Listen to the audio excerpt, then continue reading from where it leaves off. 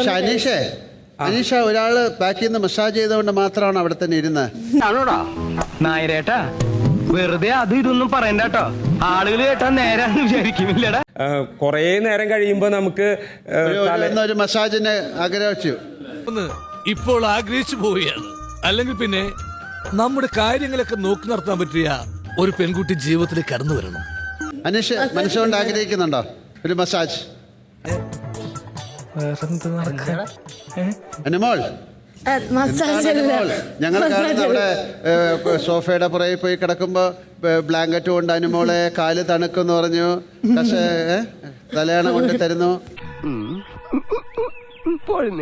എനിക്കെന്തോ പോലെ വണ്ടി വന്നത് ഓർക്കുമ്പോ എന്താണ് അയാൾ ഓപ്പണായിട്ട് പറഞ്ഞു അനുമോളത്തിൽ ഒരു ക്രഷ് ഉണ്ടെന്നാണോ? അയ്യോ ഇല്ല, അങ്ങനെയല്ല. പുള്ളിക്കാരുടെ തലയിൽ അവിടെ ഇവിടെ അങ്ങനെയില്ലെന്ന് അയാൾ പറയട്ടെ. മോനെ സാറി ചോദിച്ചു ഉത്തരം കൊടുക്ക്. എനിക്ക് നാണാവുക. അല്ല, നരയുണ്ട്. അപ്പൊ നര എടുത്തു കൊടുത്തത് മസാജ് ചെയ്തല്ല, നര എടുത്തു കൊടുത്തത്. നര മാറ്റി, ഫുൾ നരയും മാറ്റി. തലയിലുണ്ടായിരുന്ന എല്ലാ നരയും ഞാൻ മാറ്റി കൊടുത്തു. അതാ അപ്പൊ നമ്മുടെ ഒരു ക്രഷിന്റെ ഭാഗമാണ്. ഭയങ്കര ചിരിയങ്ങളെയൊക്കെ ആയിരുന്നല്ലോ നിങ്ങൾ തമ്മിൽ അത്രയ്ക്ക് അടുപ്പാ? നല്ല അടുപ്പാ. അല്ലല്ല അല്ലേട്ടാ, അതിന്റെ ഇടയില് അനുമോള് പറയണ്ടായിരുന്നു, അനീഷേട്ടാ വെള്ളം കൂടി തീർന്നു, ഇനി പറിക്കാല്ല. നോക്കി നോക്ക അനുമോള് അവിടുത്തെ സംസാരമൊക്കെ കേട്ടല്ലോ. ഉള്ളിലോരോന്ന് വെച്ചിട്ട് വെറുതെ ബലം പിടിക്കല്ലേ. ഈ മൗനം ഞാൻ സമ്മതമായിട്ടെടുത്തോട്ടെ. ഒരു സ്ഥലത്ത് പിന്നെ നഖം കൊണ്ട് ഉപദ്രവിക്കുകയും മറു സ്ഥലത്ത് നഖം കൊണ്ട് നന്നായിട്ട് മസാജ് ചെയ്ത്. എന്താ ഭാഗ്യവാൻ.